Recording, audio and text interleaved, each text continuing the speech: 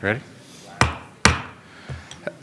Well, good evening, everyone. I now call the regularly scheduled meeting of the Natrona County Board of County Commissioners for Tuesday, December 20th, 2022 to order. May we have roll call, please? Commissioner Hendry? Here. Commissioner Milne? Here. Commissioner Nicolason? Here. Commissioner North? Here. Chairman Bertolio? Here. Would you please stand and join me in the Pledge of Allegiance? I pledge allegiance to the flag of the United States of America and to the republic for which it stands, one nation, under God, indivisible, with liberty and justice for all. I don't have a damn agenda. Mr. Chairman, Yes. I don't have an agenda. Do we have? sitting up here, hearing y'all say that at the same time, that was awesome. That was just awesome. Great way to start this night. Yeah, true. Okay. Chair would entertain a motion to approve the consent agenda as presented. So move. Second. Moved by Commissioner Hendry, second by Commissioner Milne to approve the consent agenda. Is there any discussion or questions? Mr. Chairman, Commissioner North? I'm going to recuse myself from this because there's a couple items on there that I'm directly involved with. Okay. All right. That being said, all those in favor of the motion, signify by saying aye. Aye. Thank you. Chair would entertain a motion to remove from the table the Natrona County zoning resolution rewrite. So moved. Second. It's been moved by Commissioner Milne, second by Commissioner Nicolason. All those in favor, signify by saying aye. Aye. Opposed, same sign, motion carries. I don't have my little script here, so I'm going to wing this. Do I have a script? You can handle it. Where'd you find that? What? We hadn't gone on the agenda. I now declare the public hearing open for the consideration of the Natrona County zoning resolution rewrite. The hearing be conducted in accordance with state statutes, rules of the Natrona County Commission, and other applicable laws. I would ask those individuals who wish to address the commission to approach the lectern and state your name and address for the record. Given that there are so many people in here, and I'm assuming that we're all here not to see Rob and I's last night, that we'd ask that you limit your comments to 3 minutes. And if somebody's already brought your point up, to not be redundant. So with that, staff report.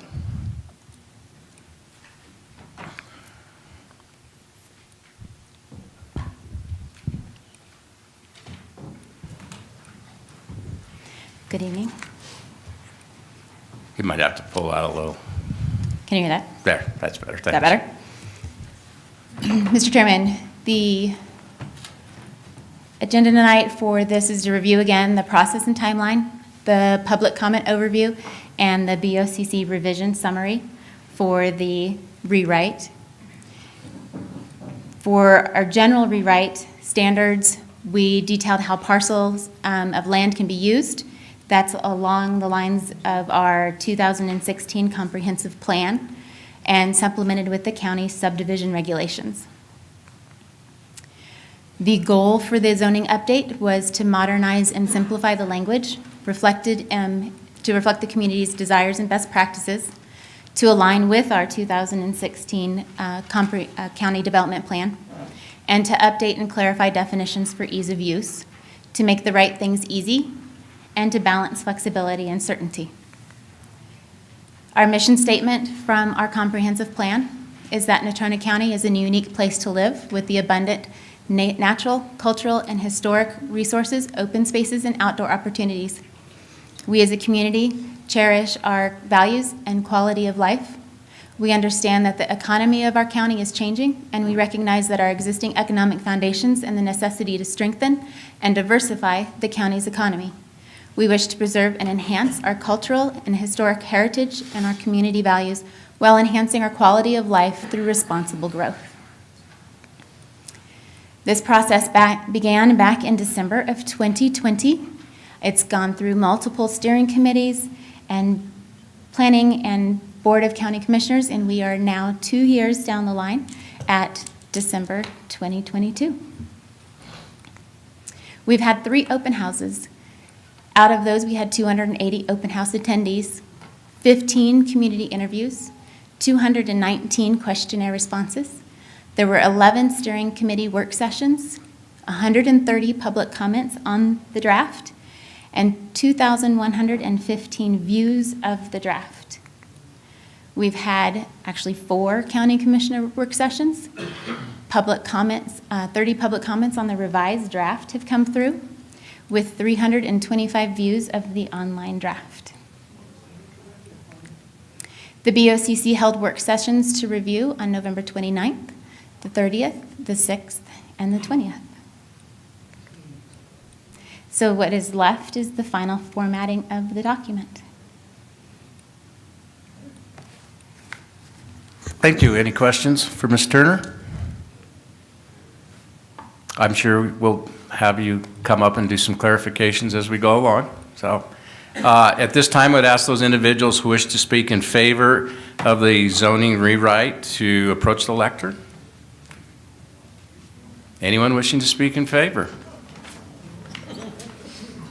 Anyone wishing to speak in favor? All right. There being no one to speak in favor, at this time, I would ask those individuals who wish to speak in opposition to the zoning rewrite to approach the lectern. Yes. Jim is keeping time, so. Rosemary Saban, 9460 West Zero Road. There's very little reason to waste anyone's time on what I have to say tonight without a question and response from the public audience. How many people here feel that this is entirely too complex, with the language being such that it's both confusing and discouraging in its entirety? Show of hands. I feel that it warrants reminding the Commission that with power comes great responsibility, the likes of which not everyone is inept to manage. An obligation is owed to the citizens to be transparent. We, the people's health, safety, morals, and general welfare is to remain intact and preserved by our elected leadership. I can't emphasize this point enough. For the citizens of this county, provide for your very existence, a foundation upon which to build and sustain structural stability against outside detriments. This document reads like an OSHA standard and is only potentially comprehensible by an attorney. The public should not be required to seek legal counsel in knowing and understanding their own basic property rights. A sense of redundancy combined with a lack of sensible flow throughout only amplifies the frustration and confusion.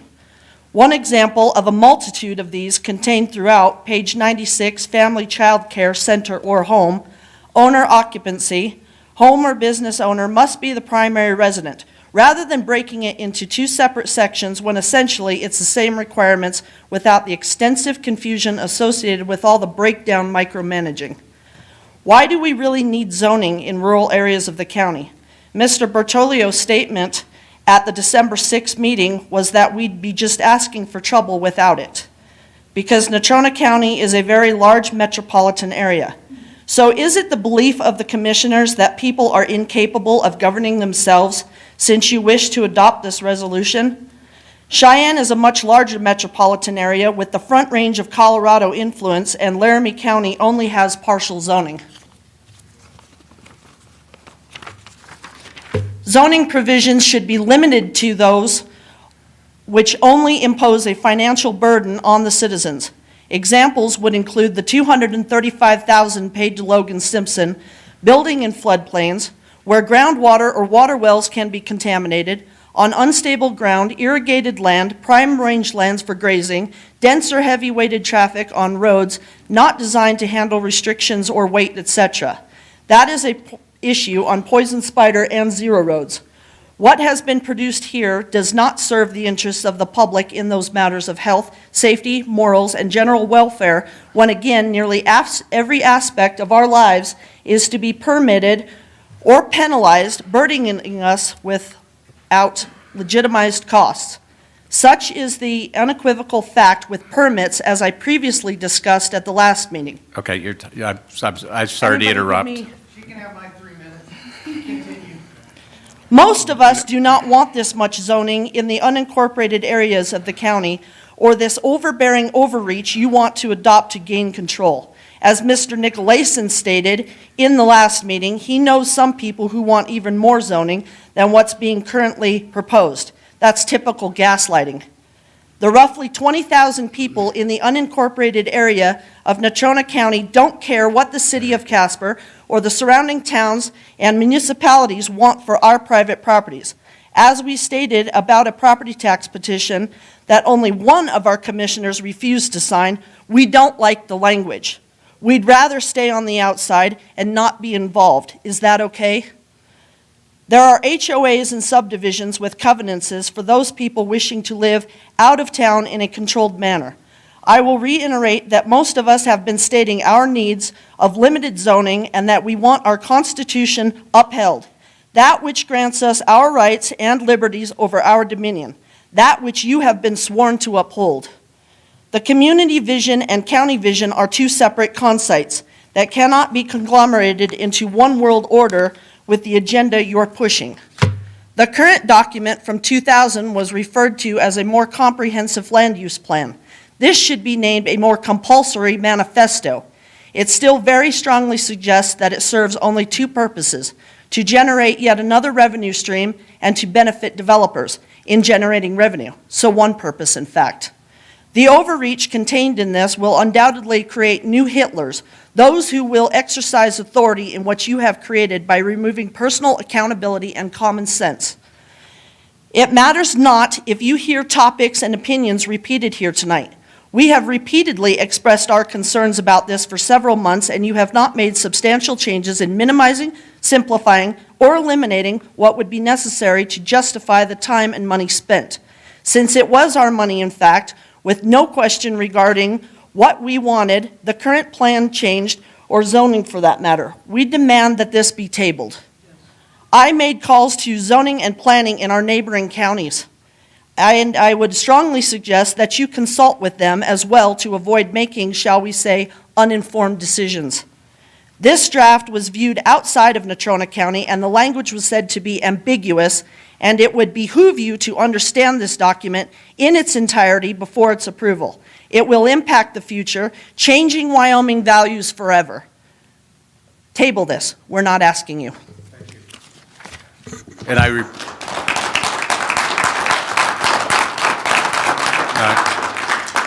that's the last one that's going to go past 3 minutes. And we're not going to have people stand up here and say, Judy, you can leave now if we're not here to discuss this. Judy, That's wrong. You're wrong. it's the prerogative of the chair. So the next person, No, it's please. not. It's called the prerogative. Next person, please, Judy. Thank you, sir. Dave Burnett, County Road 205 in Natrona County. I want to thank everybody for coming. The last meeting, the commission characterized its latest version of this document as a good document. I would ask for who or what. It's not good for the people. It attempts to define or redefine just about everything through word art, legalese, and what I would characterize as confusing at best, if not clearly intentional, deceptive construction. It attempts to move vested and granted property rights to permitted fee-paying and taxed activities. It clearly tells the people what and when they shall and will do, but gives the agencies and bureaucrats an option of what they may do, as if the people do not have enough sense or intelligence to make good decisions about their own private property. Only an agency or a bureaucrat could possibly make that proper decision. It appears that this document wants to move the people's avenue for redress and relief into the judicial system. Again, the judicial system is not the people's friend. The government's unlimited budgets compared to the average person budgets makes this a near impossible avenue to travel. If it is the intent to make the average person just give up and concede, get whatever permits you deem necessary, pay whatever fee that you think is appropriate, and continue to seek your permission to use their own private property for whatever reason, this will accomplish that. If the reason for this document is nobody is following the current rules, and the commission's answer is let's make more and stricter rules, ask yourself, what could possibly go wrong? In closing, and given the scope of this document, one public hearing on the final draft, and the significant change to the makeup of the commission in the next couple of weeks, I would ask, or maybe a more appropriate term would be respectfully demand, that the commission table the decision for final adoption until the new commissioners take office and the people have ample opportunity to voice their concerns and opinions. Thank you. Thank you.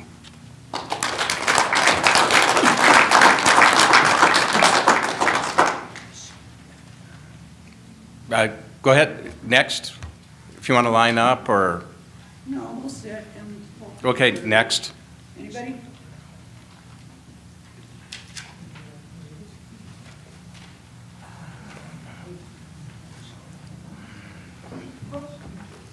And you're incorrect. That is part of every single meeting I have ever seen in my life in this town, is that if someone goes beyond the 3 minutes, we've let Tracy Lamont go on for 15 minutes and not said a word about it. And as you can see, the audience wants us to speak, so they're obviously sitting back there Ms. willing Jones, to go ahead. give me their 3 minutes. So, Yeah, thank you. I will tell you, if one person wants to come up here and speak for the entire group, that's great. But if everybody comes up here and has 15 or 20 minutes, They wouldn't we're do going to be that. here till the snowstorm hits tomorrow. They wouldn't do that. Anyway. Yeah, no shit. After going through the latest version of how many ways you can take absolute control of our enjoyment and use of our private property rights and charge us more money for things we would or could or want to do on them. So let's see what this is really behind. United Nations Agenda 21 is a non-binding action plan to sustainable development which has started to be implemented worldwide to inventory and control all land, all water, all minerals, all plants, and much more, including the control of all human beings in this world. What do HUD, EPA, DOT have in common besides being federal agencies? The Summit Foundation, the Sardana Foundation, the Turner Foundation, the U.S. Department, the Environmental Protection Agency, the U.S. Green Building Council. That's just to name a few. Next, let's move on. I've been trying to get a copy of the 9 different changes you guys have done. And I tried on, let's see, we had the last meeting on the 6th. I sent Rose down here to pick up one on the 8th. Got the same excuse that I've gotten from her 4 fucking times already. Pardon me. Please watch your language. Pardon me. The printer is down. I can't print copies. Nobody else, like there's not another printer in this building that can print, okay? I don't know why you guys didn't have a box full of them sitting out there for people to get. Because I've spent over $200 printing this stuff up just so these people know what they're signing on to. I tried again on the 12th. I tried on the 14th. I tried on the 16th. And I guess today you guys made another change because I went back to the website and planning had pulled it down altogether. So I had to pull up what you had on your Board of County Commissioners one, just because I wanted to check it. All right, let's move on. The American Planners Association. I'd like to know if you guys are involved in that and all. Do I have to remind the commission that the 7th District Court, the judge ruled 4 important things for me that land use plan tries to dismantle. A neighbor's rights and noses ends at my property line. Antique vehicles are no longer listed as a collector item in this plan, but is in fact in the state statute under 31-13-105C. Limitations on possession, presumption of abandonment, et cetera, et cetera, et cetera. No person no more than 4, And then you get to the good part. Vehicles used as educational or instructional purposes. And then you go back to 3113-105.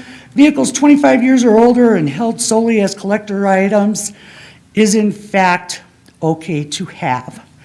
You seem to think by redoing, changing the verbiage in this plan, you can take away mine and anybody else's rights by a simple ordinance.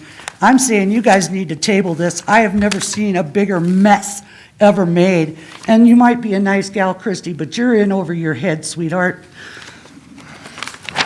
And last, the last planning and zoning meeting, Donna Martinson, real estate, Melissa Van Horn, Rose Zabon, Bob Ide, Kathy Ide, Thomas Lovelace, Mike Corrigan, William Lubin. That was just a few that spoke against us. If this doesn't tell you we don't want it, and you guys pass this, you can be sure we're going to do something about it. Okay? I'm done. Thank you.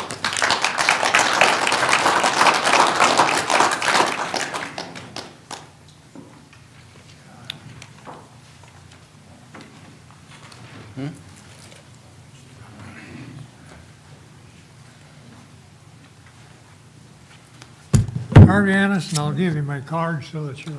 Oh, if you want to give it over there, sir, thank you. I'm going to give constructive notice. Now, I didn't get notice of Chairman? this Yes. until Go. 2 days ago. Excuse me, sir, just for a second. Okay. How's Yes. that? Just for a second. I appreciate that you gave your card to the clerk, but if you'd tell us your address, that's helpful. Thank you. Harvey Annis, 1755 Alcova Route. Thank you. And she's got all the goodie there. I'm giving you constructive notice that what is happening here is unconstitutional. It is unconstitutional. We run for over 200 years in this country without a dictatorship. We don't need it now. You understand what I'm saying? And that's exactly what this is. This didn't come from the people. Here's the people. And they're not very happy with it. And I'll guarantee I'm not happy with it, and I'm not setting down. Because this thing is going to court in a different county because the judges in this county don't want somebody to come after them. There's a whole bunch of issues here. And it's when you get into lighting, it's poor, I can't even see my lighting here. Whenever what you're doing is an act of war, don't say it isn't, because every president for the last 50 years had a war on crime, a war on poverty, a war on drugs, and it wasn't a shooting war, and it was a war, and it was valid, and it was quote, lawful. I wouldn't say lawful, I'd say legal, because lawful, there has to be a law behind it. A legality is something that they throw out and they don't get it thrown back in their face. I intend to bring you people to court because you come out of the woodwork. You didn't come from here. We didn't demand zoning. Every problem that's come up, you can take it to court and have it adjudicated right now. Like I told them 40 years ago, one of the zoners, I said, well, I had a house right above yours, and I didn't hook up to the sewer, and my sewage run right across the fence and into your yard. You know what he said? I'd sue you. You know what I told him? And you wouldn't need a zoning law to do it with either, would you? No, this is a transfer of government from a constitutional republic to a communist dictatorship. You hear what I'm saying? I know what you people are. You can hide behind a lot of fancy titles, but you're not fooling old Harv. Not 1 minute. I fought this thing for many, many years. I put my life on the line many times. I've got a whole list of things, but I can't read them because the light is no good in here, because an act of war is whenever you come against life and property. Article 1, Section 7, Wyoming State Constitution, absolute, quote, absolute arbitrary power over the lives, liberty, and property of free men exists nowhere in a republic, not even in the largest majority. You understand what I'm saying? And this crap that you're putting out is in violation of that. It is in violation of it. It's wrong. We've got all the law we need to cover any problem that I do to somebody else or you do to me. We don't need somebody coming out and telling us how to live our life. If we disturb somebody else's property or life, then we have recourse in the court. I've been to court before on both sides, against me and against them. Thank you, sir. Could you wrap it up? Oh, yeah, I will. Please. I've got a lot of, and I've got it all wrote out here. We're going to have a meeting, the people's going to have a meeting, and then we'll probably bring you people into court, because this is not constitutional Republican government. I'll put a notice in Wyoming Livestock Roundup, and we'll have another meeting of the people, and then we'll start proceeding, because this doesn't fly. You people feel pretty damn cocky, but we didn't elect you. Not one of you did we elect. All right, thank you. I'm trying.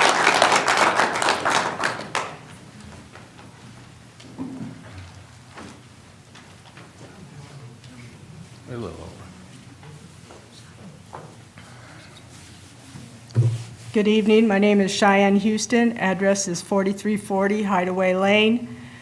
I'm going to be short and sweet. This 239 pages that you're proposing is going to do nothing but make criminals out of honest, law-abiding citizens who want nothing more than to enjoy the property that they have worked their whole lives to have. Thank you.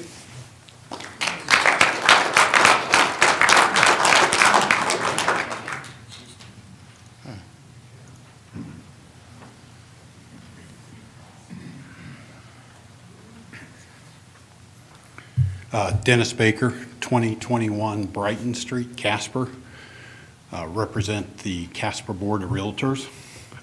First of all, we'd just like to say is thank you to the Board of County Commissioners, to the Planning and Zoning Commission, and the staff for the dedication to try and move Natrona County forward in the coming years.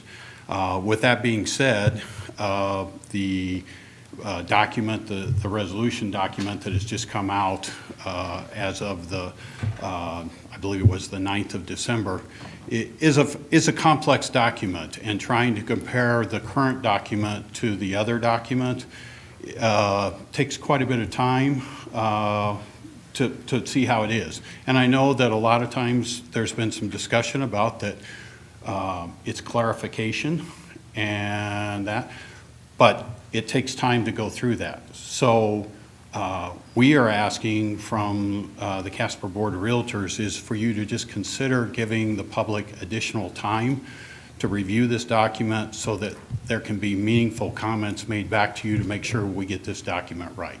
Thank you very much. Thank you.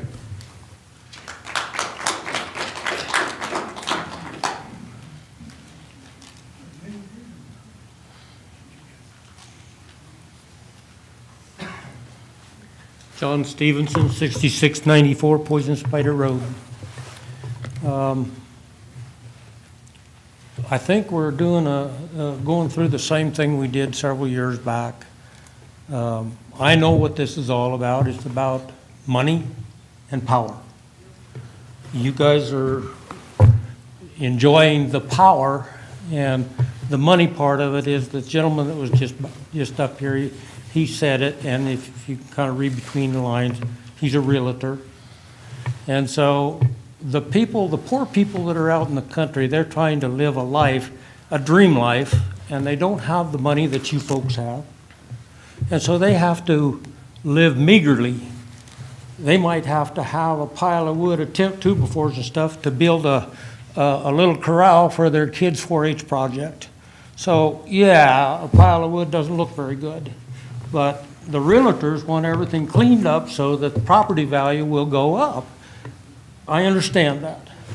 But my case is the County, when they went and did a restructure of the tax codes, my property taxes went up 75%.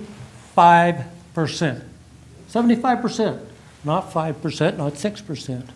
I went to Matt Key and I said, this is not right. So we did a review on it and he lowered it down. He had sent a little lady out there to do an evaluation and got it down to 17%.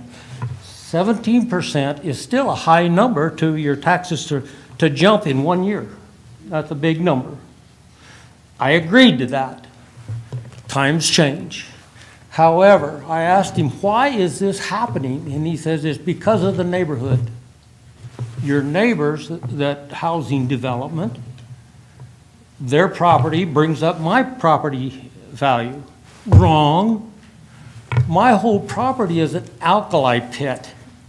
You can't build on it. I had to dig 17 holes, open them up for the county so they could see where the water table was. I had to turn around and buy more property so I could find a place to build a home. So tell me that property is the same as the property in the housing development. It's not. Not even close. Not even close. I bought there because I don't have the money that you guys have to buy good property. And people with the money that they're trying to run the poor people out of their property there, where they got trailer houses and pile of wood and a fence over here to hold their chickens in and that sort of thing. It's different. If they had the kind of money that you folks have, they'd be living in a higher price locale anyhow. I don't know, I haven't had an opportunity to read every little fine point of this to compare it, but if you've got enough money to hire an outside firm to come in and evaluate what's going on, you also should have enough money to make a flyer and send it out to all of us and let us know what's going on and exactly what's in that so that we can understand it and know. I think this ought to be tabled till we can all understand and figure out what the hell's going on. All right, thank you.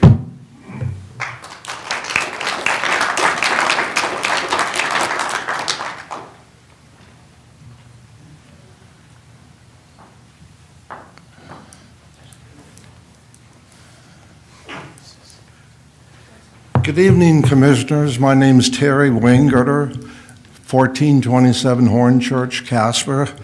And Commissioners, I really think you ought to table this, not only because you have several new commissioners coming in, but you just lost your county attorney soon, who's moving over to the city.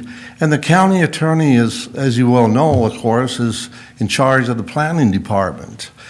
And you should wait for the new county attorney, in my opinion, whoever she or he will be, and give them a chance to go over this land use plan. And I know you've had many meetings. I've been sitting out in the audience for several of them. And I just think it'd be wise. A couple of you commissioners are leaving, and you're going to walk out of here tonight, and you're just going to forget about it because you voted and you say, well, I did my part. But the people would rather, hearing them tonight, they would rather you just table this. And that's what I would do if I was sitting in your place. Thanks. So Thanks, Terry. anyway, that's my opinion for what Okay. it's worth.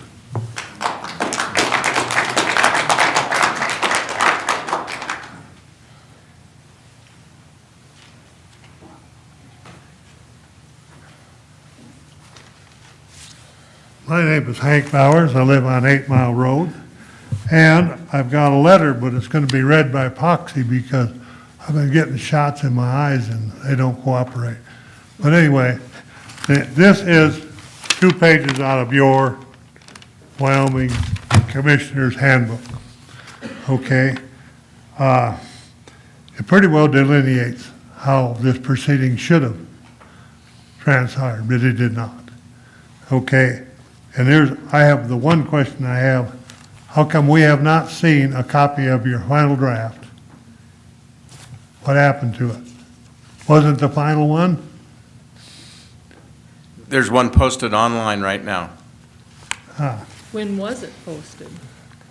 It was posted as 12/9, and we made some very small changes today based on some comments we received yesterday. And they are non-substantive relative to what was in the draft. Not only can I see, I don't mess with computers. This is your handbook right here. Official. This is 2 pages from it. Ruth will read it.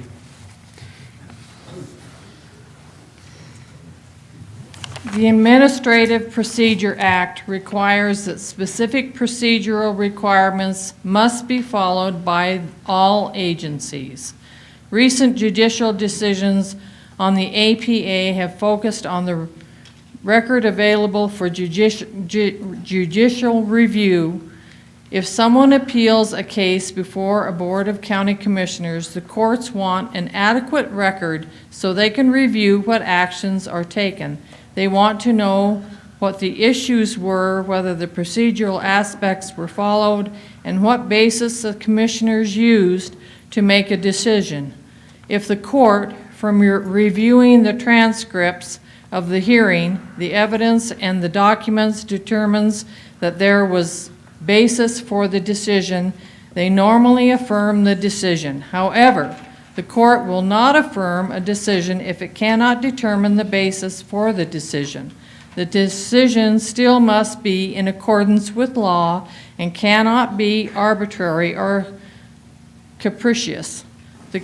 If the county does not follow its own procedural rules, or it doesn't explain what evidence it used to arrive at its decision, the court will send it back for further review and further development of the record, or will make their own decision with regard to evidence presented at the hearing. There are 3 requirements in this act. First, each county agency must adopt rules of practice setting forth the nature and requirements of all formal and informal procedures available in connection with contested cases. Second, they must make available for public inspection all rules and all other written statements of policy or interpretations formulated, adopted, or used by the agency in the discharge of its function. And third, they must make available for public inspection all final orders, decisions, and opinions. The first part of the Act, contested cases, is used primarily for property assessments and for planning and zoning actions in the county. Describes a contested case, a proceeding including but not restricted to rate making, price fixing, and licensing, in which legal rights, duties, or privileges of a party are required by law to be determined by an agency after the opportunity of a hearing. All parties must have an opportunity of a hearing after reasonable notice has been served, either personally or by mail. Ma'am, can I interrupt you real quick and ask a quick question? Is this resolution subject to administrative review process, or because it's not a hearing or a case? Mr. Chairman, Commissioners, so the Administrative Procedures Act has 2 distinct parts. One deals with quasi-judicial determinations through a contested case hearing, which I believe this lady is reading from. The second is the provisions of the Administrative Procedures Act, which deal with rulemaking, and those would be applicable. Okay, I wasn't sure whether we were on the same. We're on the same page. Okay. In all contested cases, agencies have the authority to administer oral subpoena witnesses and require the production of any books, papers, and other documents relevant to the inquiry. Opportunity must be afforded to all parties to respond and present evidence and argument in all issues involved. In any contested case, the agency or the person designated as presiding officer must be present at all procedures. All final decisions and orders adverse to a party in the contested case must be in writing or dictated into the record. Written decisions must be separately stated, findings of fact and conclusions of law. Any person adversely affected by a decision of an agency is entitled to the judicial review in the district court of the county, provided administrative remedies have been exhausted and there's no statutory or common law provision limiting judicial review. Once appealed to the district court, the aggrieved party may appeal to the Supreme Court. The second part of the act, making available for public inspection all rules and other written statements of policy used by the agency, is used more generally. A rule means... Ma'am, can I interrupt you one more time? We can go back and read this. I'm just going to ask Well, our... basically, it says you got 40, you have to give us 45 days, and you gave us 6. Let me ask our city attorney, and we've been very clear about the procedure. County attorney, I've already got it written. So, Mr. Chairman, this is not a contested case hearing, so much of what she read is not applicable. However, she is correct, there needs to be 45 days notice given, and there was. In fact, there was... For the final reading? It's not for the final... Mr. Chairman. Yes. We have to, it was 45 days notice was given that this would be taken up at the last meeting. It was tabled at that meeting in an open meeting. Prior to that, prior to the planning and zoning, there was 30 days notice given pursuant to Wyoming state statute. So I have reviewed the record. I believe we have complied with all necessary legal notification requirements, and beyond that, I think we've gone above and beyond. We've sent out specific mailings, and as Ms. Turner presented early on, this has been going on for 2 years with multiple open houses. So I believe that we are legally compliant. Well, you're alone in that thought. Okay, thank you, ma'am. Well, I disagree because... So noted. Because what we've never even seen the final draft of what you want to do. Ms. Jones, it's available. Thank you. Thank you, ma'am. Okay, thank you. Next.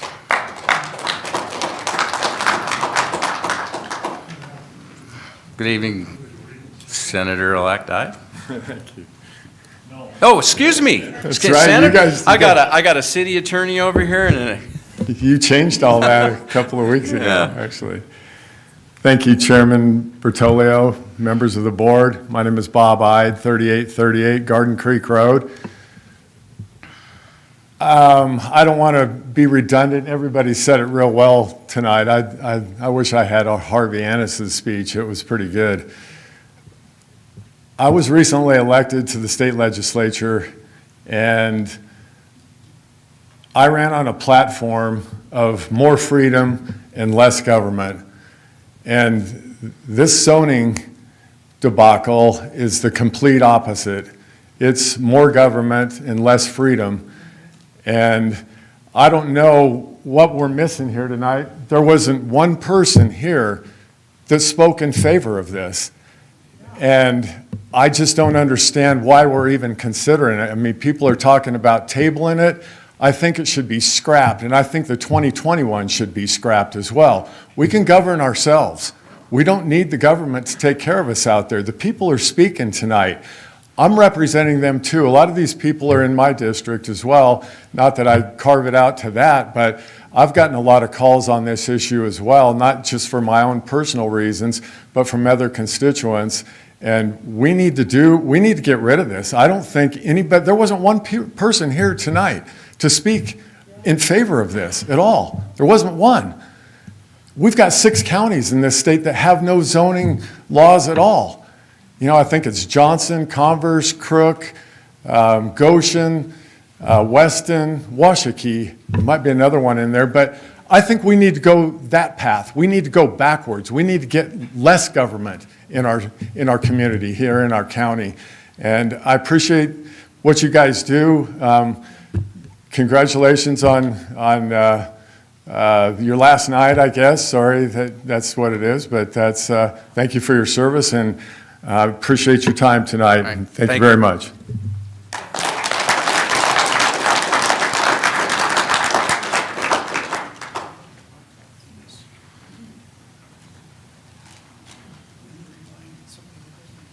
Good evening, sir. Hey, I'm Scott Clamp, 720 Wasatch in Mills.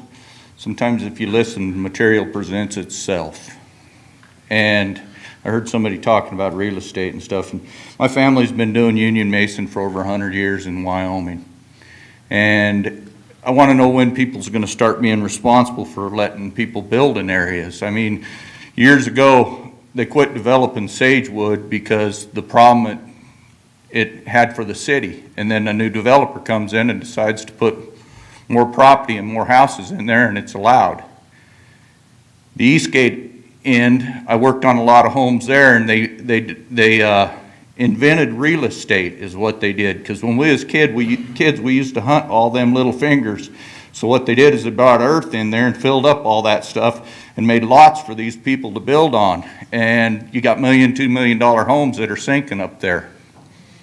So I want, and some of this stuff out there on the Spider where it's alkali, anybody that knows anything about alkali, because I've been in cement and masonry all my life, if I bury stuff in cement, and my cement and alkali, after a period of time, it rots away and goes to hell.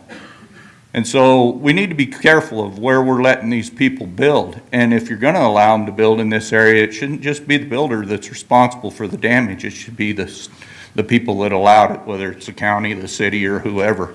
You need to investigate that stuff, because our cars ain't destroying land. It's what you do to the land with the developing and all of that.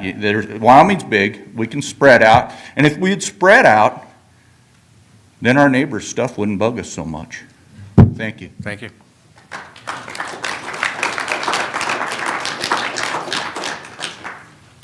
Next.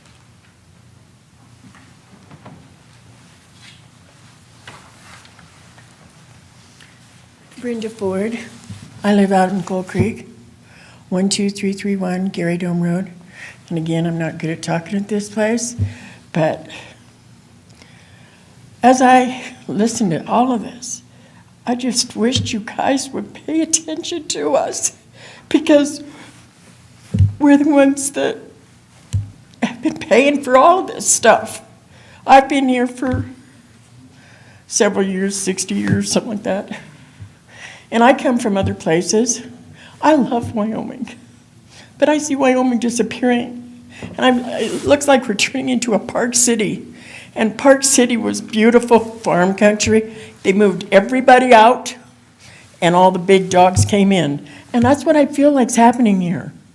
We got Star here with all this big money, and it's like, I'm not rich, and I have a hard time making it. When my husband passed away, you know, it's hard on your own. I don't know how much longer I can go. My sister come out here, she's helping me the best she can. And I got 120 acres out there. A little more, but that's close enough.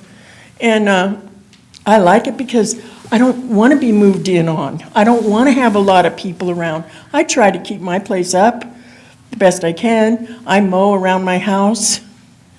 I mow everywhere. I mow the field, I mow, you know, I do a lot of work. But it's getting tougher and harder. And you guys keep raising all this money. Like I said last time, your permits are just killing me. Just on my furnace, just to have my furnace put in. That still was a lot of money for permits. It cost me at least $400 for permits to put a furnace from electric to propane. That's all I was doing. And I was shocked at the price when I got that ticket. And then, when I got all the other bills and I got it all together, it cost me a mint just to have a furnace put in. Anyway, I just wished you would really reconsider and take your time. We aren't rich. And we're just trying to make it in Wyoming. We love Wyoming. We're proud of Wyoming. And we want it to stay Wyoming. We don't want a bunch of city folks coming in here telling us, oh, well, you know, we need to get better around here, you know. We need to bring in more stuff. Well, you've had years to bring in businesses, and we haven't done it. So anyway, just please reconsider and give us some time. All right, thank you. Because I tried to find this stuff and I couldn't find it. Okay, thank you. Okay.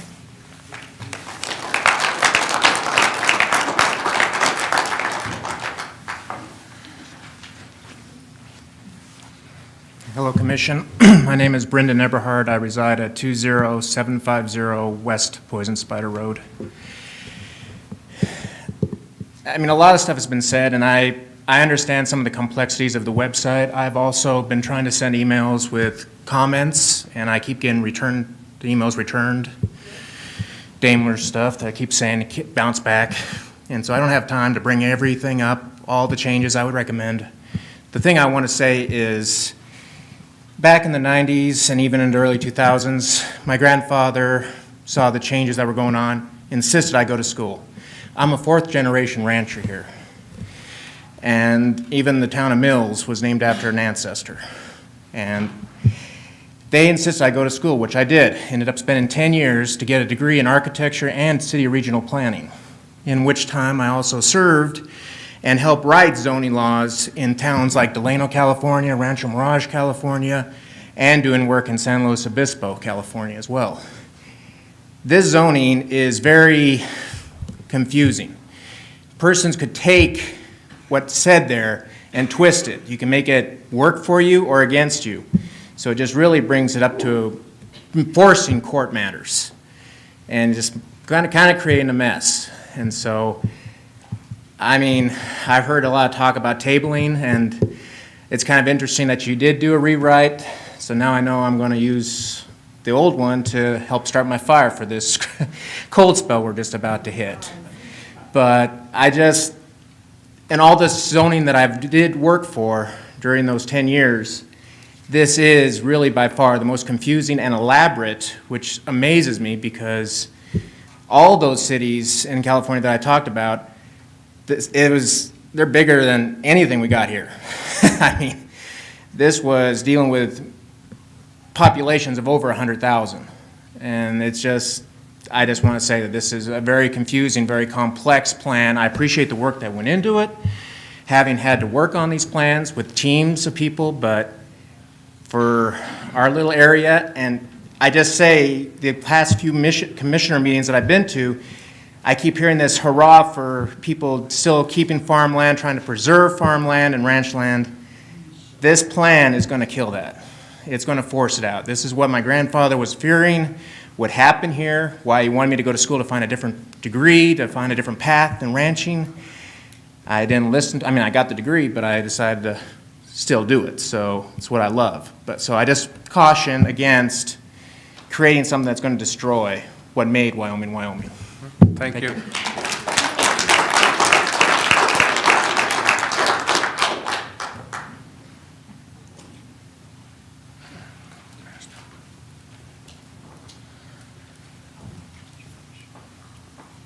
Good evening. Mr. Chairman, my name's Kathy Ide. I live at 3838 Garden Creek Road, and thank you for letting me speak. I'd just like to be really brief. One of the things I think the problem that we're having is that we're trying to fix something like the original, or I think it's the 2000 that we're working on. That's like putting lipstick on a pig. What we're trying to do now, we're trying to fix a product that was already flawed.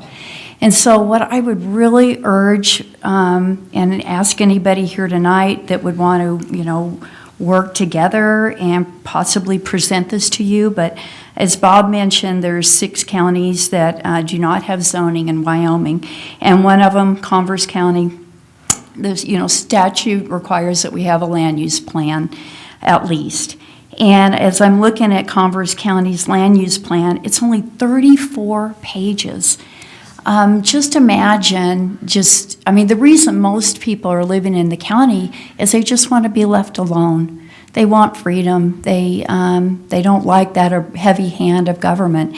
And so if we could go from a 250-page document of regulations down to a 34-page document, I can't see how anybody that lives in the county, I would assume that they would love that. So if you would, down the road, if you would allow us, some of us to get together to work on a simple land use plan, and we could implement that and get rid of all this complicated over-regulatory zoning that you're addressing tonight. Thank you. Thank you.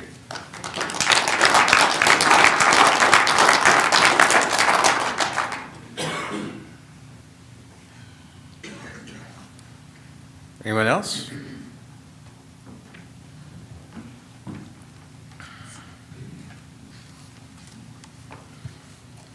Hello, I'm Dana Jones, 335 North 8 Mile Road, west of Casper. And I would like to ask a question about collector motor vehicles. If you go to the new draft of your resolution, on page, I believe it was 210, there's a statement in there that says that any inanimate object can be a collector's item except motor vehicles. Where are you guys headed with that? Ms. Turner. That doesn't seem to be a good statement to me. It's kind of ignorant. You take Jay Leno, these kind of people that do collect cars, those are collector motor vehicles. Why does this new draft say that they are not? Where are you headed with? I think we essentially did nothing to the existing vehicle as it was amended through your process, so I think Ms. Turner could probably. Okay. Yeah, and there are some mixed signals included with that I'd like to address when we get to it.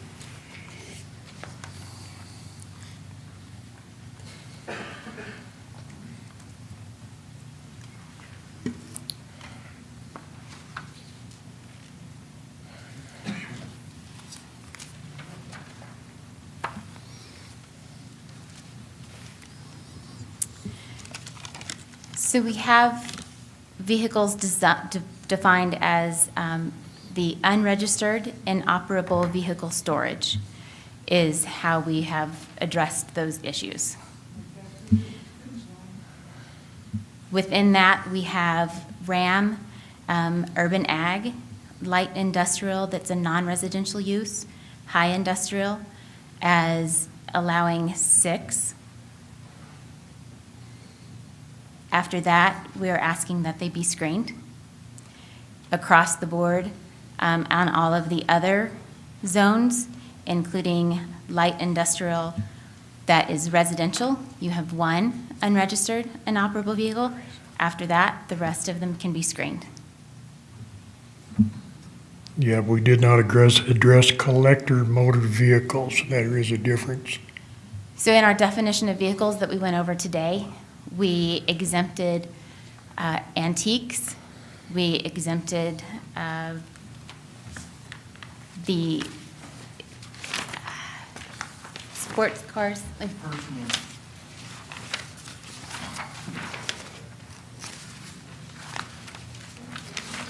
We exempted antiques, pedestrian vehicles, off-road recreational vehicles, street rod, and custom vehicles. And mopeds. I don't know where the mopeds. And there are state laws that do define what that is, and you have that in the resolution. Yes. Also, it says that you will deal with antique collector cars under the nuisance laws. Therefore, it makes the zoning resolution easier to deal with and clarify, and the ease of enforcement on these vehicles. What do you mean by that? So are all antique cars a nuisance?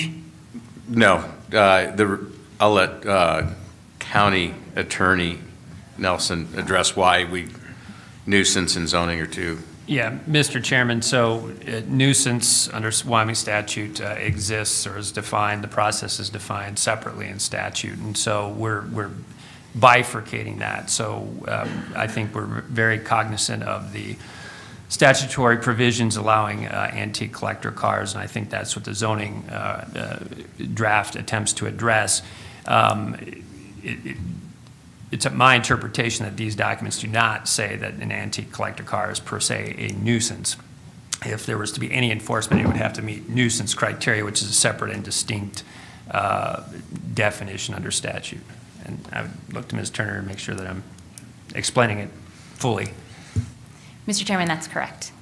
Mr. Chairman? Yes. I think there's some confusion out there too, that anything that's on the ground now that exists out there by somebody's house or their property, isn't that grandfathered in? It's from now on that we're talking about. Yes, sir. That's a yes? Yes, sir. Okay. Okay, so that covers that on the nuisance. And then you go into the state law that basically says you can have 4 unlicensed vehicles on your property. And it actually defines what an antique car is. It's 25 years or older, and it's kept solely by the owner for a collector's item. So I can't see why you can't get rid of that statement in there that's ignorant, that excludes motor vehicles as being collector's items. Makes no sense. Mixed signals. And that's all I have to say, and I appreciate your time. Thank you.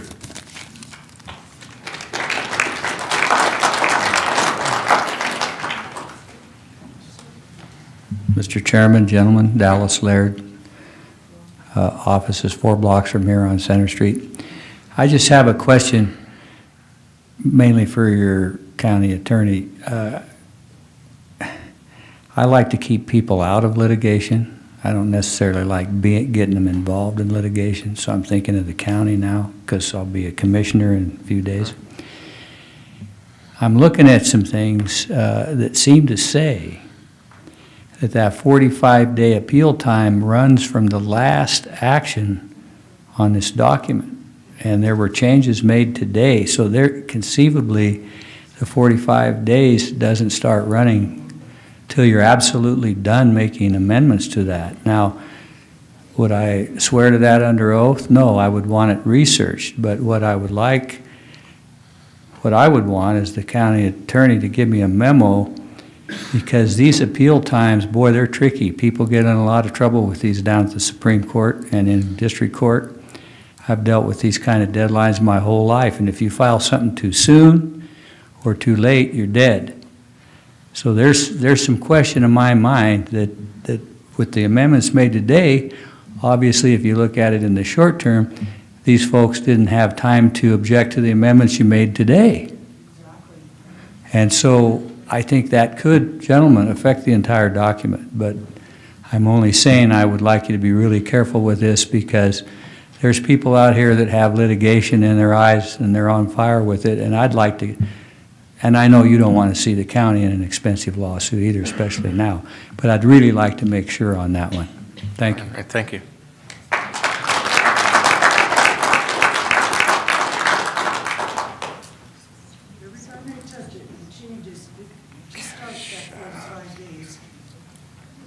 Anyone else?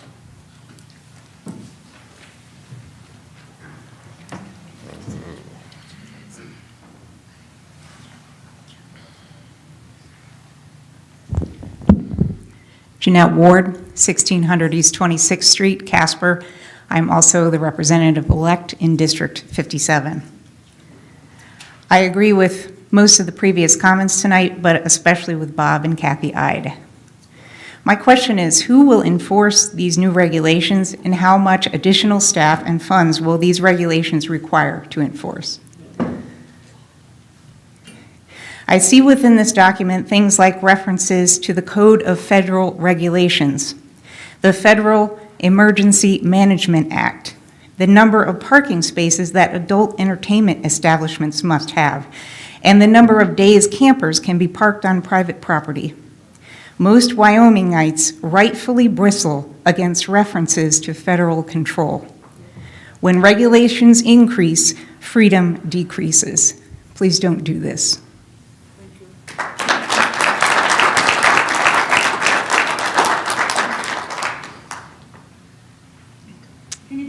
Anyone else? Can I have your 3 minutes? No. One more time, guys, just this little portion here that I thought was pretty interesting. I watched in dismay, the Planning and Zoning did a meeting on the 13th, and I'm not saying anything about these people as being bad or good, but They applied for a conditional use permit for a crushing facility on between where the water tanks are on Zero Road and where the Pepsi plant is, right in between those two. One's a business, one's a house. The road is 19 feet wide there. I measured it myself. And I also measured Zero Road. It's 33 feet wide if you don't go fence line to fence line. We drive diesels. I drive them, I know. And getting in and out of somewhere like that, for one thing, is stopping traffic coming and going. Secondly, Zero Road is not built to have a big semi with 12 crushed cars on the trailer coming out of somewhere like that. And then what's going to happen when the glass falls off?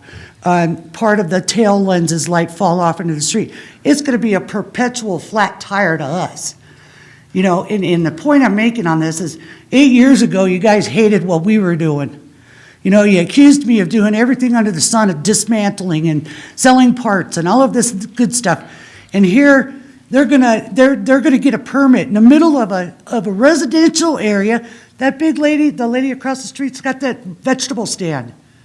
So now she's got to go out in the street and clean up headlight rings. You know, and you guys will be dealing with this on the 3rd. And you need to make sure that they follow the EPA law, okay? Antifreeze, oil, battery acid. I didn't hear any of them talk about a mitigation plan on any of that. But had it been me, you could bet I'd have had to jump through 50 hoops. Thank you. Well, she wants EPA. Good evening. Hi, Andrea Boyer, 2116 Omaha Trail in Barnum. Good evening, Chairman and Board. I just had a concern. As I had been reading through, I ended up getting through about 150 pages of this. And one of my concerns I had, just in regards of language, I realize language is a really tricky thing to bring up because we are in a litigious society. I understand that we have to be really careful with how we word things for that reason, for legal reasons. But I am a little concerned about some of the language being unclear, particularly with home-based business. As a small business owner, of course, this is something that is very personal to me. I really want to be sure that people will be able to continue to have their own businesses, you know, and not get pushed out of that, especially since we're in a stressed economy.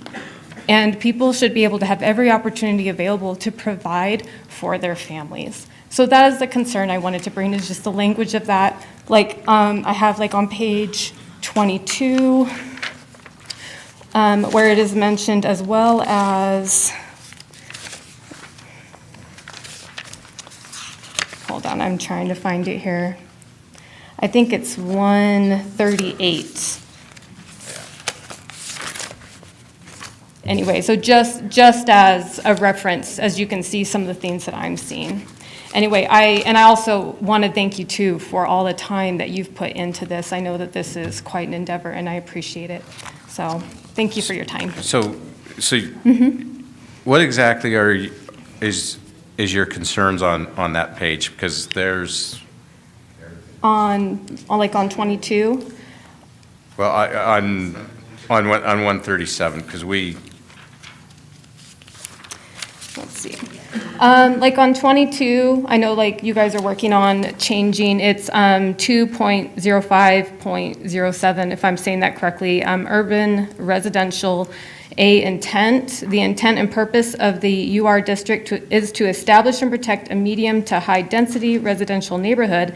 And then you've crossed out no business usage is allowed, but then have changed it to the district shall be free from other uses except those which are compatible with this purpose. And I don't even know what that means reading it. Like, does this mean that people can't have home-based businesses in this zoning, or what does that mean? No, it means that you cannot stick a mini mart in the middle of it or something along that nature. So like a home-based something- business is still permissible in that. Okay. And then, so thank you for clarifying that. And then on page 138, talking about on-site sales. And I was having a hard time understanding this as well because this was talking about home occupation. It starts on actually 137. And it's talking about on-site sales. There shall be no products sold on the premises except artists' originals. That's been struck. Oh, that has? That Okay. whole thing. So, Yeah, we struck that, is that correct? We struck that today. That, Yeah, that, I know not, Mr. Chairman. yes. Thank you for bringing that up. Not everybody here attended the work session, but that paragraph on on-site sales was deleted in its entirety. Is that correct? That's correct. Mr. Chairman, that is correct. okay. Okay. Thank you so much for that clarification. And thanks again for your time. I really Yeah. appreciate it. Yes.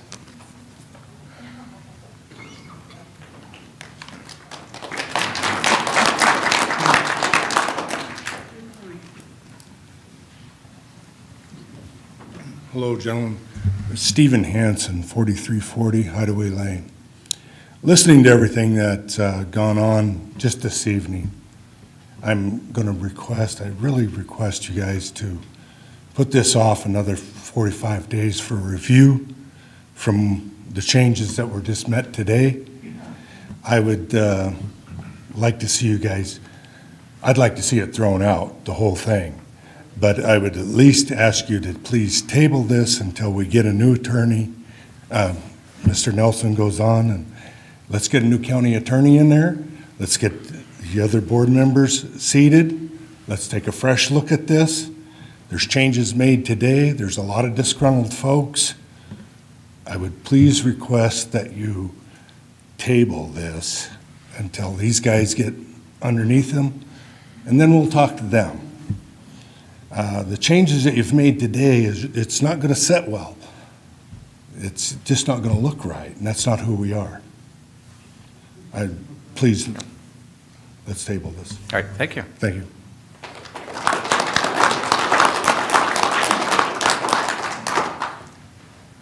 Anyone else? Anyone else?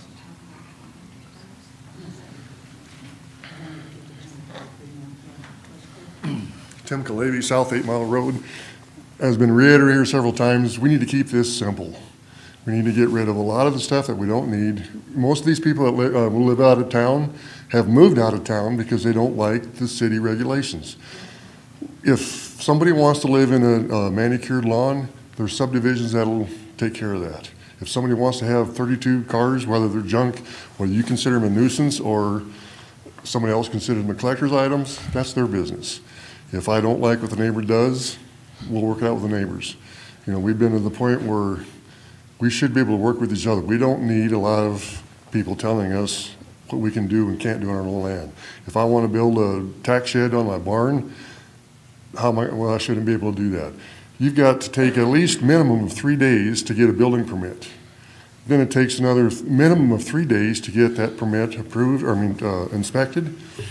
You don't have the manpower to do this to begin with, doing what you're doing now. You add all these regulations on them. How are you going to patrol that? Are you going to go on people's property to say, well, you can't have that, you know, that's illegal now? You see, you've talked about grandfathered in, but how are you going to control that? If I've got 5 cars on my site now that's grandfathered in, how do you know I don't bring another one in? How are you going to police this? That's a really big issue to me. So you got to be careful what we're doing, what we're making more laws that we can't control or we can't police. So I just hope I'm like a lot of them, we should scrap about 90% of that in there and go from there. So anyway, thanks. Thank you.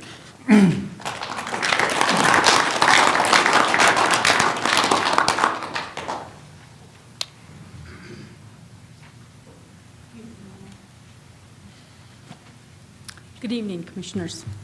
Thank you for your time. Terry Morrison, 139 Tulip, Casper. I do believe this is a huge overreach, and I know you've spent a ton of money paying for this. It's going to be hard to justify throwing it in the garbage, but I recommend that you start from zero. This overreach is ridiculous. This is Wyoming. I'm a third-generation Wyoming. Believe me, I know it, inside out and backwards. And I don't see any reason for this at all. We're not Denver. We don't want to be Denver. I really want you to reconsider this, and I'd throw it in the trash. Thank you.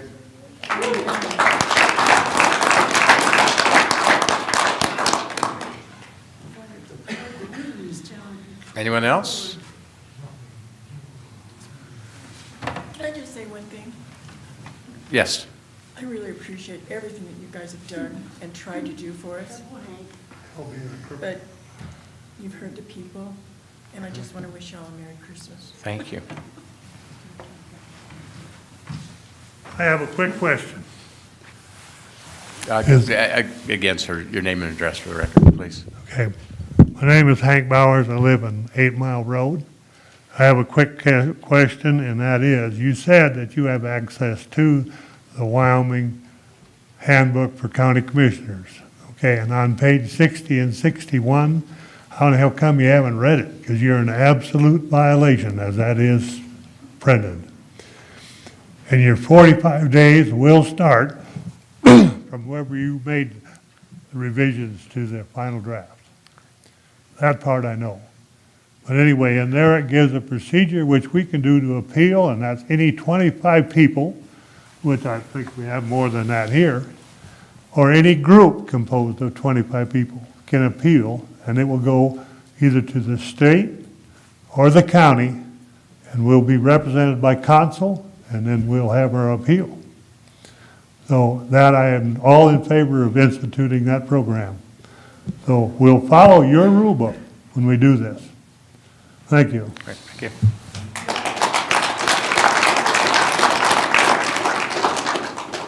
Anyone else? Anyone else? All right.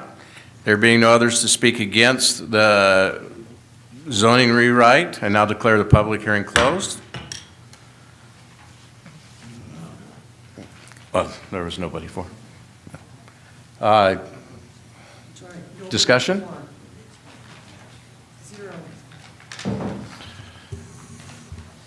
Commissioner North. Thank you, Chairman.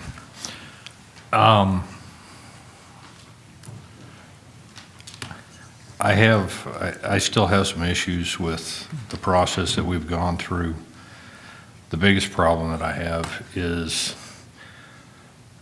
I know that staff has been working as hard as they can to stay up with the changes and everything else, but I don't feel that the public has had an opportunity to read a final draft yet, especially since we were still working on it this afternoon.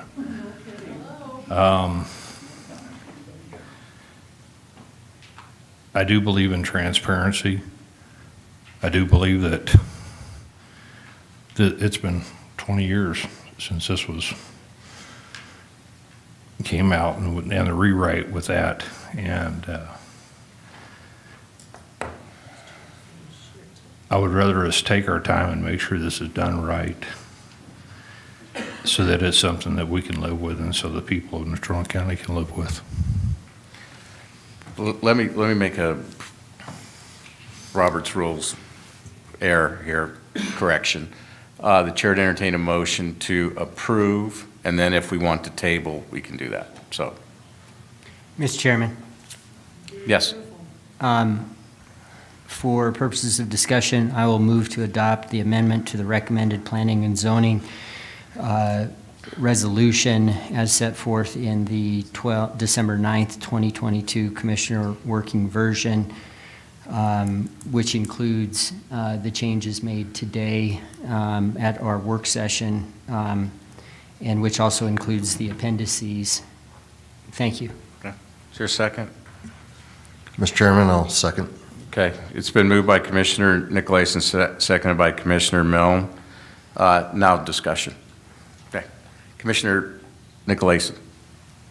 And Commissioner North, now if you want to go, or There's no need me saying it again. Yeah. I think everybody heard me the first time. Yeah. yeah. One-time commissioners, that's for damn sure. Get rid of boys. Mr. Chairman and members of the public, I thank you all for coming out tonight. We have been listening to you.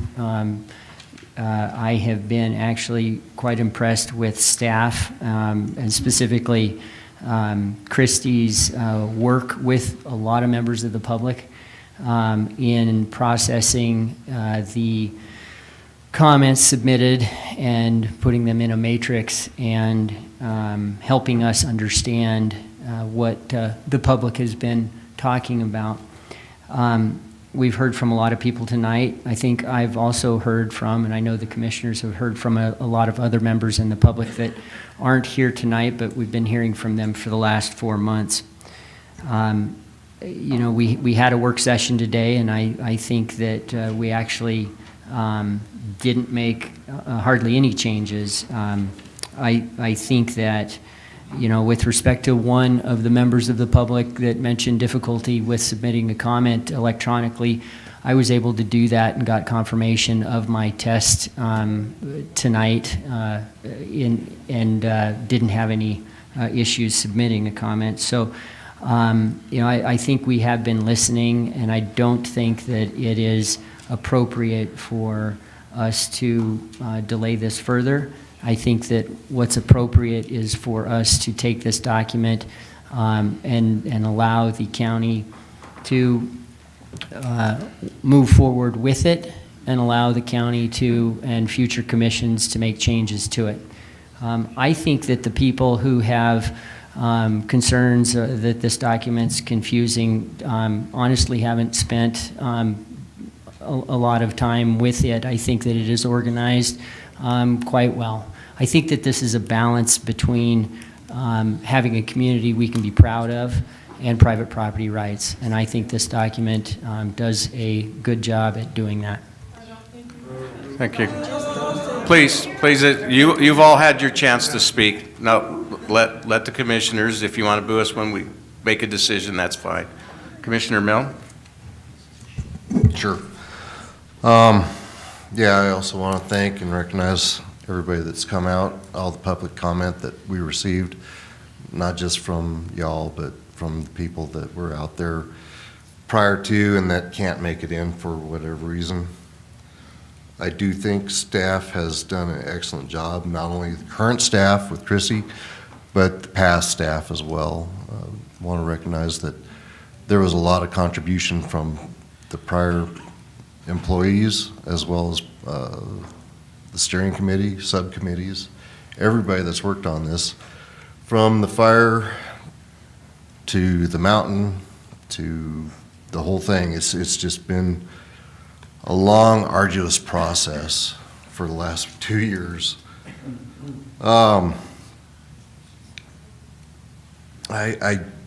There's a few of you here.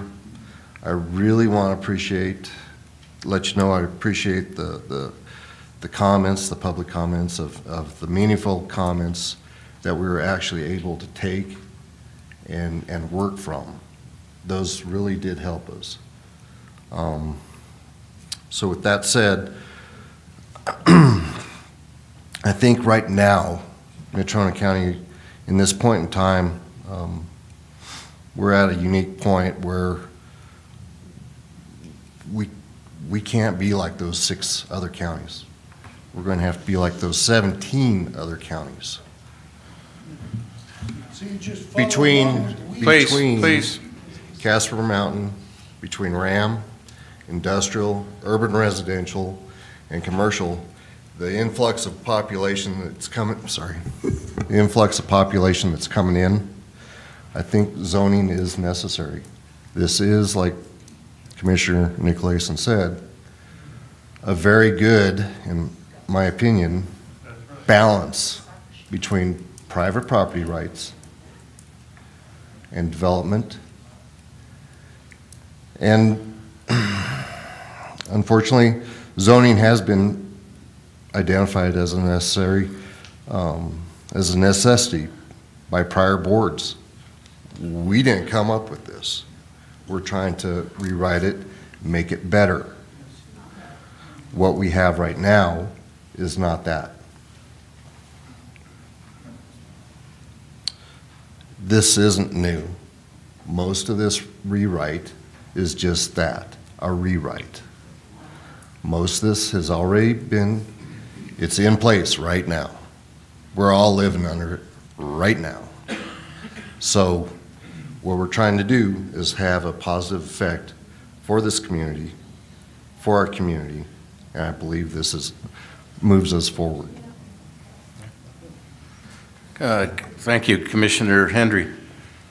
You know, thanks to everybody for coming out, and the staff has worked long and hard on this and taken lots of abuse. And like we are, that's part of the job. But, you know, we had questions today that there's got to be some control on growth. That was one comment I heard. And another one was, we don't want this to end up being like Park City. Another one was, we don't want this to be like Denver in the Front Range. I agree with those statements.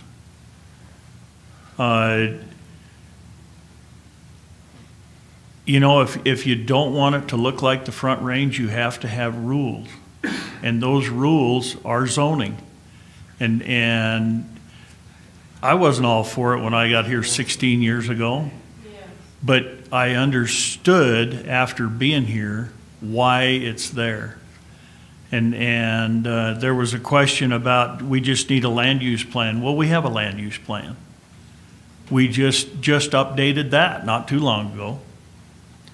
I do worry a little bit about how many people is it going to take to administer it all the way.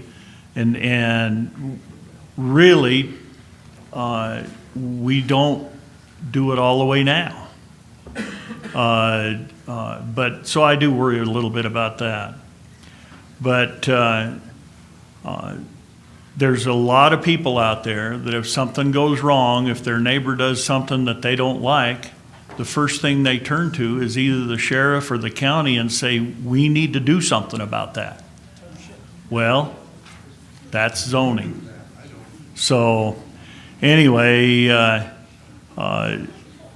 other thing is that there were some comments about you're going after me. We're not going after anybody that's got anything existing out there right now. Whatever's out there right now is grandfathered in. I mean, if you have 20 cars out there and they're not screened, and they haven't, I mean, if you've got them now, they're not part of this. They're going to be there. They're grandfathered in. Everything that's existing on the ground now is grandfathered in. It's from tonight on. Anybody wants to come in and do a subdivision or come in and do 40-acre tracts, whatever, they have to adhere to this new zoning rule, not anything that's existing out there now. So that was my comment, Mr. Chairman. My quick question for Mr. Nelson. So are you comfortable on the 45-day with the amendments we've made? Because my question is, if that were the case, if we had a complete document, made one amendment tonight, would we have to run the 45 days again? Yeah, Mr. Chairman, Commissioners, I think that's Commissioner Nicolasen's motion is very important. So the official document before you is the document that was recommended on a 3-2 vote by Planning and Zoning to pass. And so the document that contains basically the working draft, which contains the changes that you guys have incorporated over the past half dozen or 10 work sessions, is really just that, a working document. I think if we took the position that every time a change was made, then the 45-day clock started over, you'd be caught in this perpetual loop where you'd never get to a vote. So I do feel comfortable, especially the way the motion was made and seconded. I think that was our intent. The working draft was a way to try to take a very complex, complicated document and process and make it as digestible as possible for the public. So I do feel confident that we've provided proper notice and we're at a point where we can move forward. Okay, thank you. Commissioner North, do you have anything else to add? No, not at this time. So the question, what I've got from almost all of you is, you don't want any zoning. I understand that is your view. And I understand where it's coming from. But zoning does provide you both protection and benefits to the, and I'll give you an example. When I was on the city council, somebody came in and did a subdivision, and they wanted to put apartments right behind houses. Well, that was already zoned for housing. That protected those individuals from getting multi-unit or dwellings immediately behind them. It's the same thing everywhere. We're not here trying to control the land.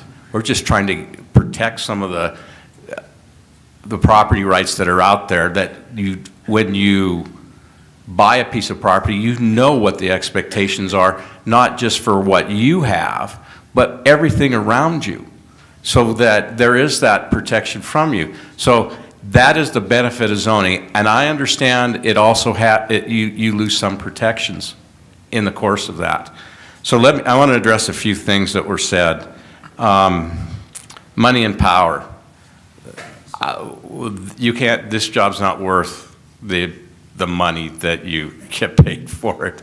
Power. If you think we have power, we're strapped with the constitutional and state statutes that tell us what we can and can't do. And you're right, if we do something wrong, you take us to court. So we do everything that we can to stay within state statutes. Property taxes and zoning have very little in common. Believe it or not, they have really no symbiotic relationship, other than if you're in urban ag, we're going to compare ag areas to you. But the zoning really doesn't have any effect on property taxes. The question about neighborhoods is, a neighborhood is defined by the assessor, is a rather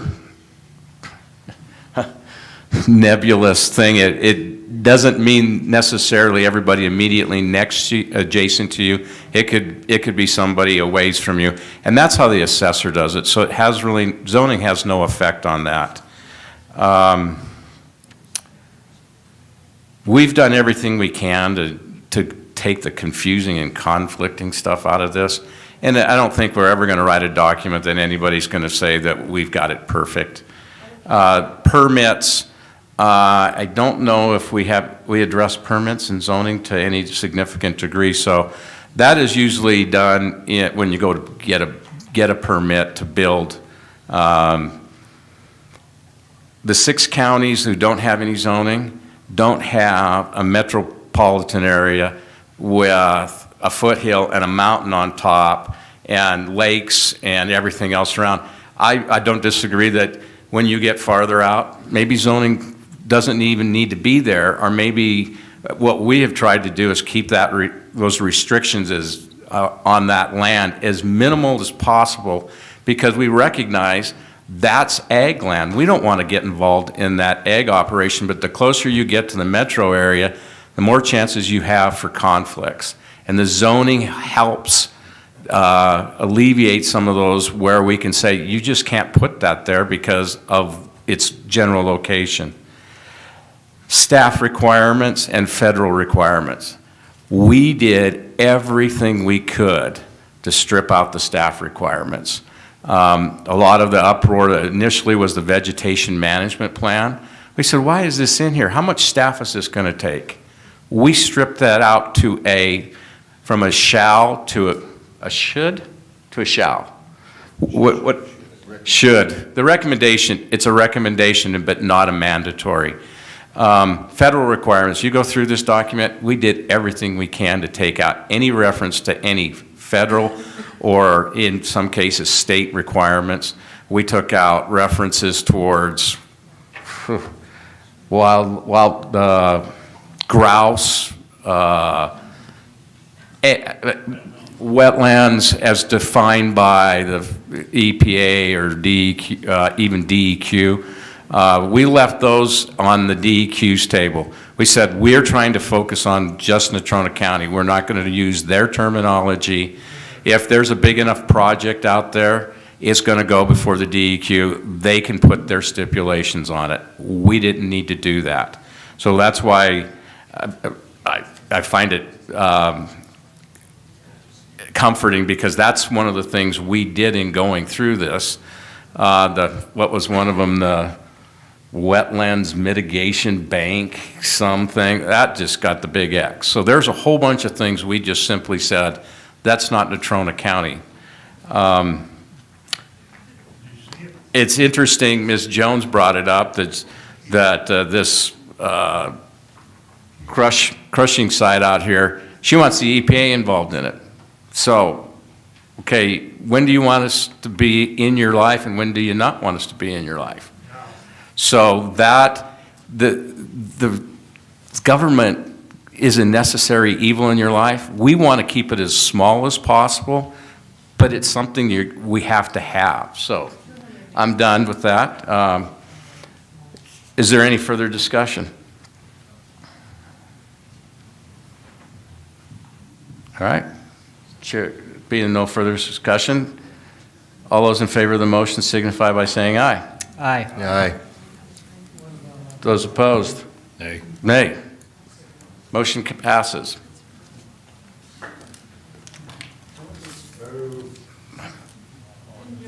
Okay. Okay. At this point, we're done with the public, our official agenda. We'd entertain comments from the public. You have to have an approved application for grandfathering, just so everybody knows. And Mr. Henry? No, you don't. Mr. Bertolio, this is why you were fired. Thanks. Appreciate it. Thank you all for coming out. There was a question about that, Mr. Chairman. What? Do you have to have a permit to grandfather something? No. No, sir. No. You don't have to have a permit to be grandfathered. Mr. Chairman, there is no permit for grandfather. Here. Okay. Okay. Thank you. No, her. No, she's talking about her. The lady. Ma'am, are you going to talk on this or you have something else? Yes, my name's Carol Smith. I live at 12393 Henry Roadway. We're gonna take a couple minutes and let them, folks, if you would mind taking your conversation out in the hall. We still have people who'd like to address us. I'd just like to know when we get to read this that you just passed tonight. It is on the website. All redacted is everything Yes. as you've passed it? Mr. Chairman, so today's are not in there, Okay. but we can get that. There's a few little ones in there that we actually, if anything, we just struck. Some of the more, the biggest one was home occupation stuff, and other than that, that was about it. We simplified some stuff. And it's under what topic in the website? It's on the front page of the website, on the left-hand side in the teal box. It's the bottom link, is the zoning rewrite link, opens the page. You'll go down to the middle button is the commissioner's draft document, and we will get that updated as soon as possible with the reflections of motions tonight. And that's If you'll hit your... The current that's listed right now is the 12-9. I'm disappointed that you would vote this in before we've been able to read it, even with your redactions, making it simpler. Okay. Thank you for Thank your you. time.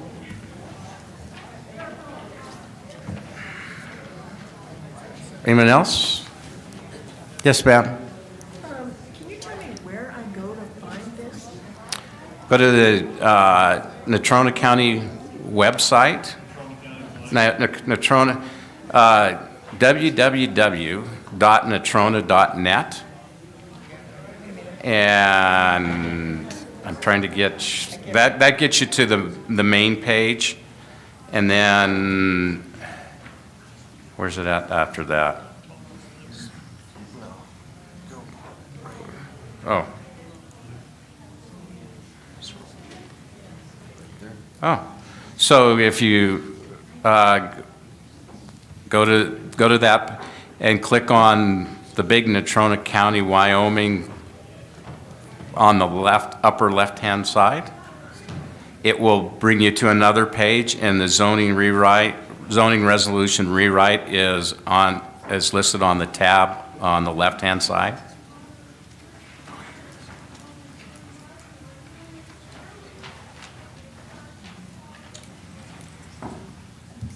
Commissioner Mill? Thank you. Mr. Chairman, apology for jumping in on the public thing real quick. Chrissy, when it's put onto when the new draft or the concise version is put on, it won't be listed under 12.7, it'll be 12.20 then, or for the date? Yeah, so Mr. Chairman, Commissioners, I was just talking with Ms. Turner. We'll have to get a clean copy of what was adopted. The chairman will have to sign off, so we have officially adopted copy.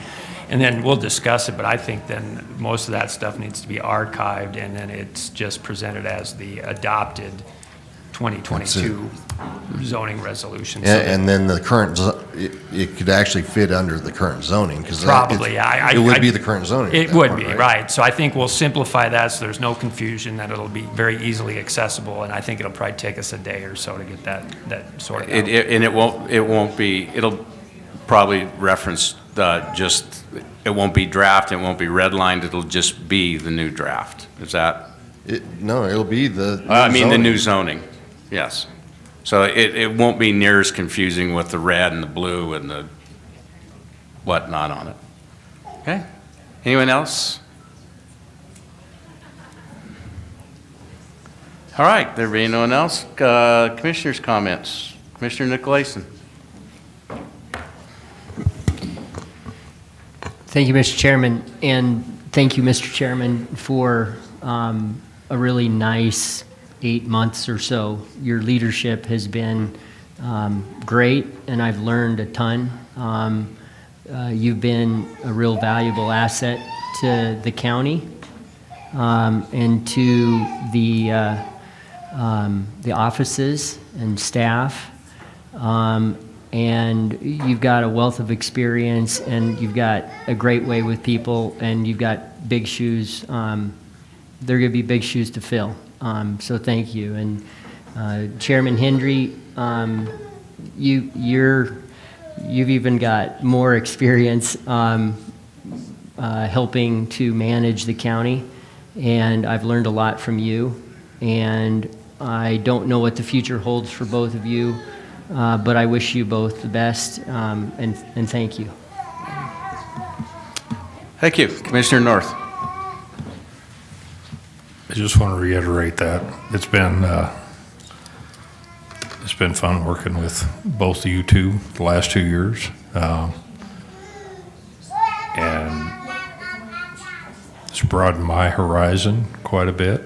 And and both of you have given a lot of service to the county, and Paul also to the city, and we do appreciate that, and I hope you both enjoy being recovering politicians. Public servants. Commissioner, which one do you want to go next? Commissioner Mill. Well, is he going to say goodbye to himself? Okay, this sucks. Chairman Bertolio, Commissioner Hendry, I want to thank you for your years of service to this community, to the county. Over the past few years, coming on, it was interesting. Chewed on you a little bit for the election, for the campaign, but it was good. It was friendly. But over those years, I've gotten to know you, both. I've developed a great deal of respect for both of you. I may have disagreed occasionally with something, but you guys, I know the efforts and everything you've done it's always been for the benefit of the community, for the county.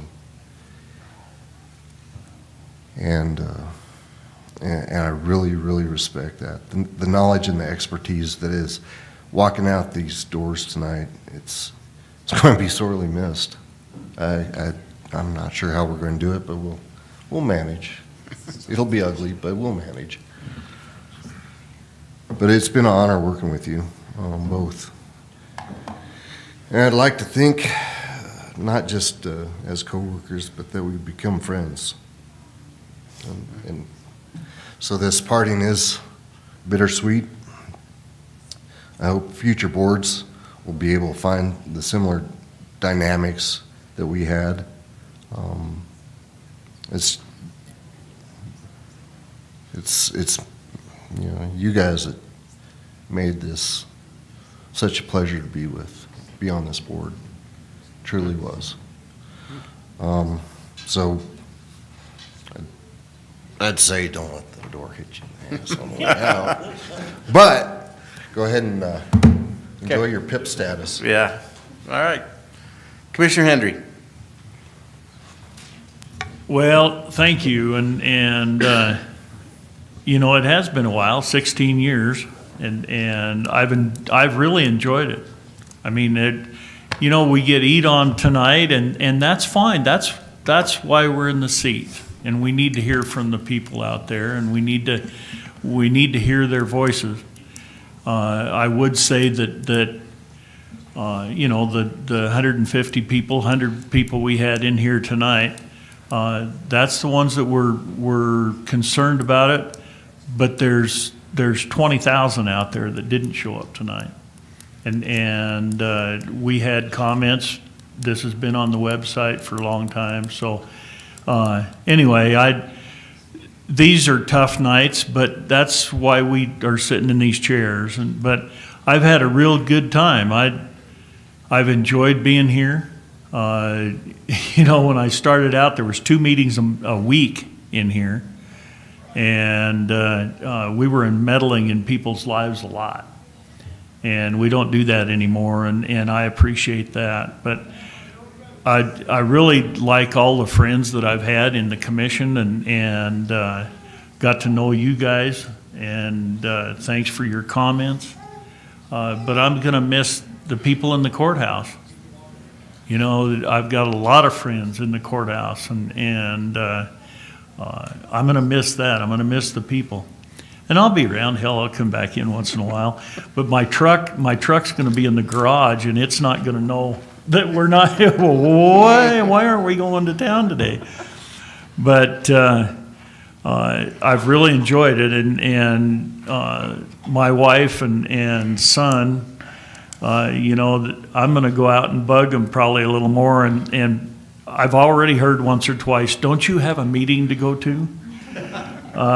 So I'm going to be bugging them a little more, but we're going to travel and run around and have some fun. And this commission, I appreciate this commission, and we've got along awful good. And I appreciate that. If you have a commission that frays and you're not together, even though, yeah, we've disagreed on things, but that's normal. That's the course of life. But at the end, we're a commission, and I really hope Natrona County doesn't lose that. You've got to have, even if you don't agree on everything, you've got to be together, because you 5 run the county. And so lots of luck, and I've sure enjoyed it. All right, thank you. Yeah, I've absolutely enjoyed being a county commissioner. As I've been chastised by my commissioner friends across the state for ever mentioning I was a city council member.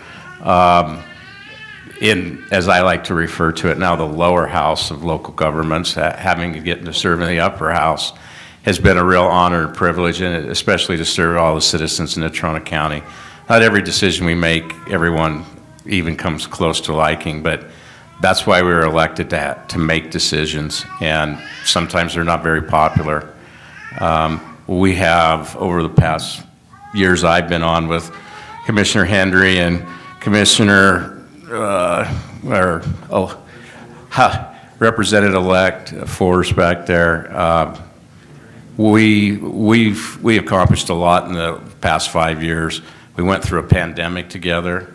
We never shut the courthouse down. Continue to provide those services to our citizens. We sold a hospital.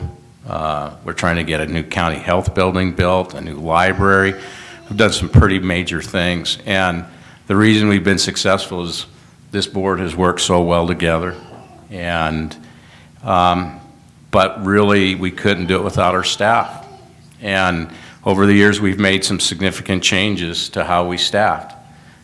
We brought Danielle Kruchek in to our first human resources person. And what she's been able to provide to us as well as all the departments and electeds is something that the county hasn't ever had, and that's professional human resource person. She's helped us provide probably the biggest change in how we pay our employees that's probably ever been put in place. We've got a very talented attorney that is leaving us, but I've absolutely learned so much from Eric Nelson.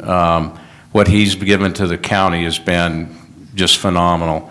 As we had our work session earlier, we talked about having a city administrator or a county administrator, and Eric has done pretty much that. He's also been our finance guy, legal guy. What he's provided us in guidance has been just invaluable. We've got some fabulous elected officials, Tracy, including you, I know. But the one that helps the commissions, every commission I've worked with, and we couldn't do without her, is Michelle Maines. Behind every successful board, there's a person that keeps us on track, and that is Michelle Maines. So, and with that, all right. Oh, I get to present this to Rob. Oh, man. Well, thank you, Rob. I've enjoyed working with you. Man, I don't know what you got there. I got a big hammer. Yeah, that's about it. Good. That's good, yeah. Mr. Chairman? Yes. Thank Thank you. you for your service. You bet.